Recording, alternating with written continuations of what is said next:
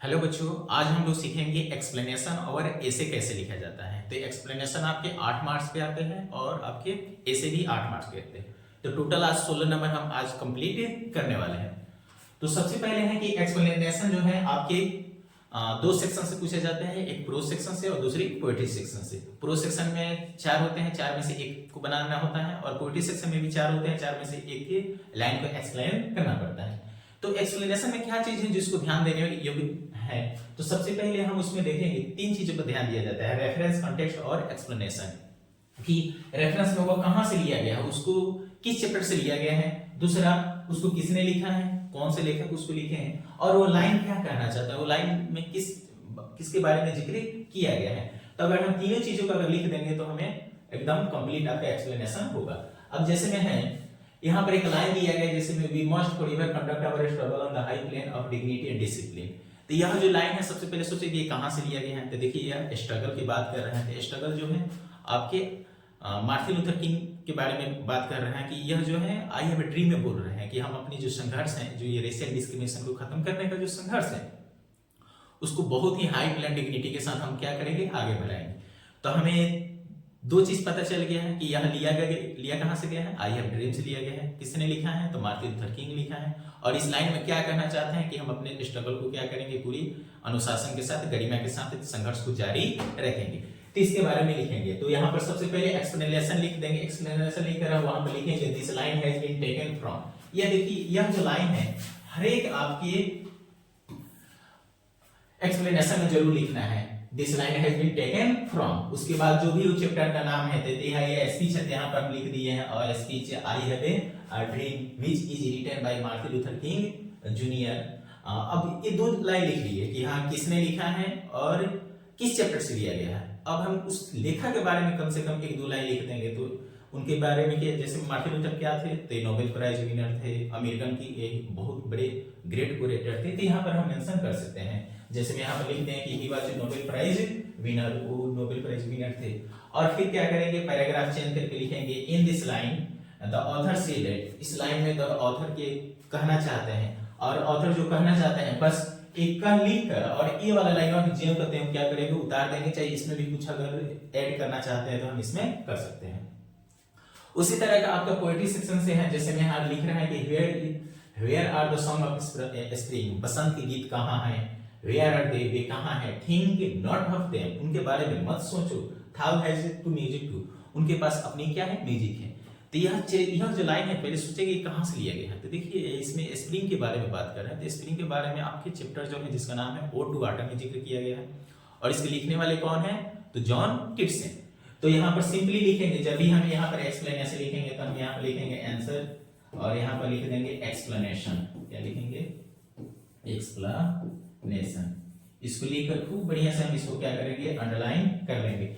जो हम यहाँ पर इस सेफ्रॉन से लिख रहे हैं इसको आपको ब्लैक से हेडिंग लिखिएगा, और उसके बारे में यहाँ पर ब्लू से लिखेंगे। अब मान लीजिए हम यहाँ इसको ब्लू से लिखते हैं, तो यहाँ पर लिखेंगे, देखिए इसमें 3-4 लाइन है, तो यहाँ पर 3-4 लाइन है, तो यहाँ पर लिखेंगे दिस लाइन लिखेंगे, यहाँ पर लिखेंगे दीज लाइन। क्या लिखेंगे, these lines are taken from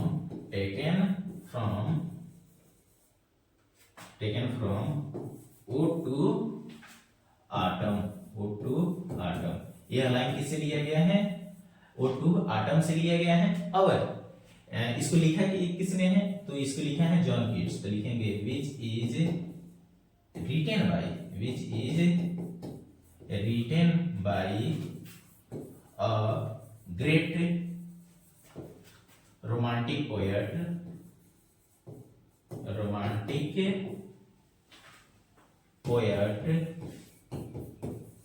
John Keats.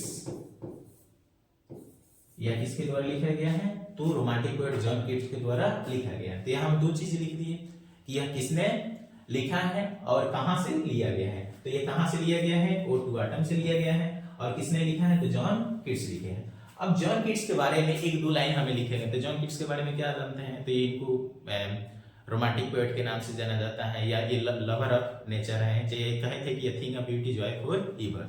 तो यहाँ पर इस चीज को हम यहाँ पर क्या कर सकते हैं, मेंशन कर सकते हैं कि he says that वे कहते हैं कि a thing of beauty, a thing of beauty, joyful ever, joyful ever, उनके बारे में एक लाइन लिख दी है। अब यहां से क्या करेंगे, पैराग्राफ को हम क्या करेंगे, चेंज करेंगे। पैराग्राफ चेंज करके लिखेंगे इन दीज लाइन्स, इस लाइन में द पोएट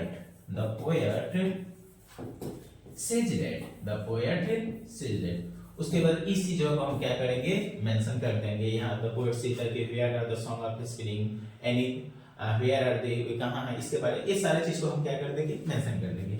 अब जैसे में यहाँ पर दिया गया है कि the common people live independent and follow the occupation, 2020 में भी पूछा गया है और 2023 में पूछा गया।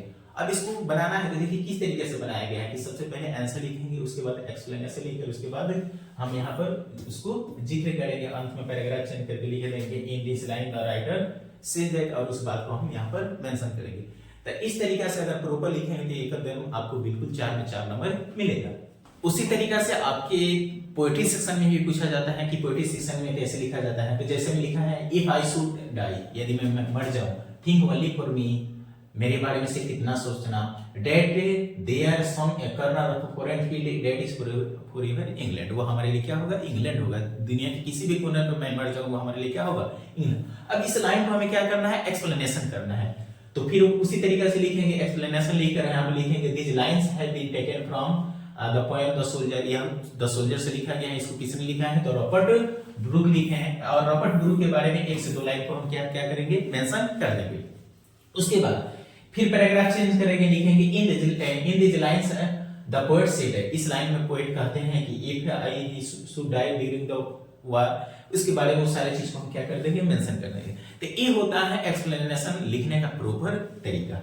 तो हम जान गए कि अगर प्रोज में कैसे लिखा जाता है और पोएट्री में कैसे लिखा जाता है। प्रोज में ये जरूर लिखेंगे this line has been taken from, और इट इज रिटन बाय या विच इज रिटन बाय, और पैराग्राफ चेंज करके लिखेंगे in this line the poet से द ऑथर सेड इट।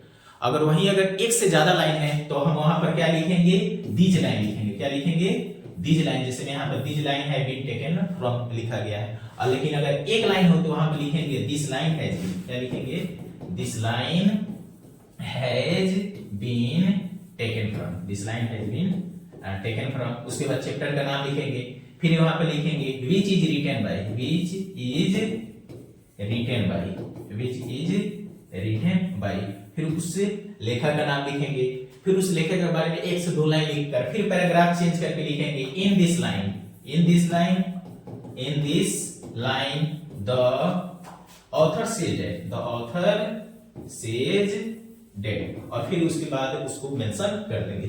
तो ये हर एक एक्सप्लेनेशन में ये तीनों लाइन आपको याद होनी चाहिए। यह लाइन किसके द्वारा लिखा गया है, किसने लिखा है, कहां से लिया गया, और ये लाइन क्या कहना चाहता है। चलिए आगे हम लोग जानेंगे कि ऐसे कैसे लिखा जाता है, ऐसे के बारे में। तो इस साल ऐसे जो आपके हैं 8 नंबर के पूछे जाते हैं। आप इसमें जानते हैं कि 5 को दिया रहता है, 5 को टॉपिक रहता है। उस 5 टॉपिक में से किसी भी एक टॉपिक पर हमें क्या करना होता है, ऐसे लिखना होता है। तो इस साल कौन कौन सी है, 2026 के एग्जाम में कौन कौन से हैं जो ऐसे आने की संभावना है।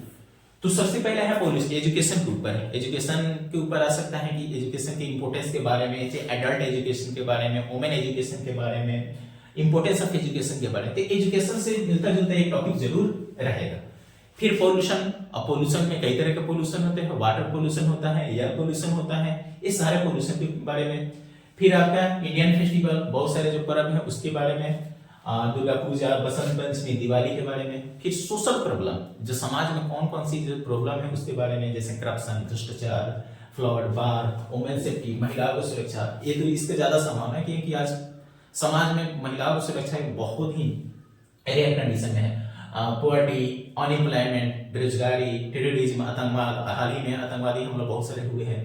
उसके बाद है science and technology. Science and technology से कौन कौन सी ऐसे पूछे जा सकते हैं, कंप्यूटर के ऊपर में, कंप्यूटर का फायदा क्या है, नुकसान क्या है, मोबाइल के भी advantage and disadvantage, artificial intelligence, सबसे मेन एआई।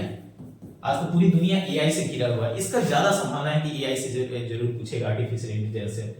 आपका विलेज फेयर, गांव का मेला के बारे में या गांव के जीवन के बारे में, फिर पर्सनल थिंग जो discipline, my aim in life, hobby, friendship, hostel life, library, ये जो पर्सनल जो आपकी जो चीज होती है इससे पूछ सकता है। और अंत में आपका सीजन। एक 8 हेडिंग है, इस 8 हेडिंग में से जरूर एक या दो एकदम सेम टू सेम जरूर पूछेगा ही पूछेगा। तो अब इसको तो जान गए कि हाँ ये सारा टॉपिक पाएगा, लेकिन लिखना कैसे है। तो ऐसे भी लिखने के लिए क्या होता है, एक तरीका होता है। कोई भी कहीं भी जाते हैं तो प्रेजेंटेशन मायने रखता है।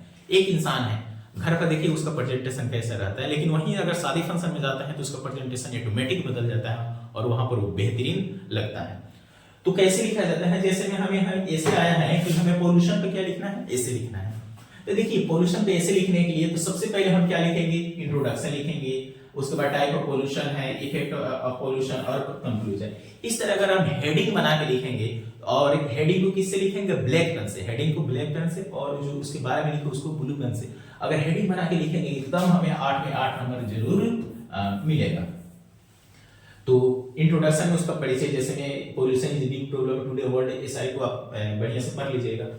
फिर अगर किसी भी टॉपिक पर अगर आपको ऐसे लिखना हो तो उसको सोचने का तरीका क्या होता है, कोई भी टॉपिक हो तो इसको सोचने का तरीका होता है कि देखिए इसका कोई भी टॉपिक है, इसको क्या करेंगे, यहाँ पर उसको बीच में रखिए और उस टॉपिक के बारे में सोचना चाहिए। जैसे मैं अगर यहाँ पर कुछ दिया कि भाई आपको दिवाली पर लिखिए, क्या लिखिए, दिवाली पर, तो दिवाली पर 2 लाइन लिखेंगे, 2-4 लाइन लिखेंगे तब तक घर पर आ जाएगा। तो उसको सोचने का तरीका क्या होता है, तो सबसे पहले दिवाली है क्या है, क्यों मनाते हैं, कहाँ मनाते हैं, कैसे मनाते हैं, कब इसको मनाया जाता है, कौन लोग इसको मनाते हैं, इस तरीके से सोचिएगा। तो आपको किसी भी हेडिंग पर आप इस 6 एंगल से सोचिएगा तो उस टॉपिक पर आप लिख पाइएगा। इसका इफेक्ट क्या है, इसका प्रभाव क्या है, कि समाज में इसका क्या प्रभाव पड़ता है, पॉलिटिकल प्रभाव क्या है, आर्थिक प्रभाव क्या है, आध्यात्मिक प्रभाव क्या है, इससे क्या फायदा है, इससे क्या लॉस है, और अंत में अपना क्या करेंगे, विचार देंगे कि हाँ इसके बारे में, इस पर्व के बारे में, इस टॉपिक के बारे में आपका क्या विचार है, आप क्या कहना चाहते हैं। तो अगर इस तरीके से अगर किसी भी टॉपिक को बीच में रखिएगा, अगर मान लीजिए यहाँ पर कंप्यूटर के बारे में आएगा तो यहाँ पर कंप्यूटर को हम लिखेंगे और उसके बारे में इसको सोचेंगे कि कंप्यूटर से क्या फायदा है, क्या नुकसान है, क्यों जरूरी है, क्या क्या काम कर सकता है, कहाँ कहाँ यूज किया जाता है, इसका समाज में क्या क्या फायदा है, आर्थिक रूप से क्या इसका है कि सब लोग क्या कंप्यूटर अफोर्ड कर सकते हैं, नहीं, इस कंप्यूटर से क्या फायदे हैं, क्या नुकसान है। हर चीज का एक नेगेटिव पॉइंट भी होता है और पॉजिटिव पॉइंट भी होता है। तो इस तरीके के आप अगर हेडिंग को अगर बना के लिखेंगे तो आपको बहुत ही फायदा मिलेगा और एकदम बिल्कुल 8 में 8 नंबर एकदम मिलेगा। थैंक यू, जय हिंद।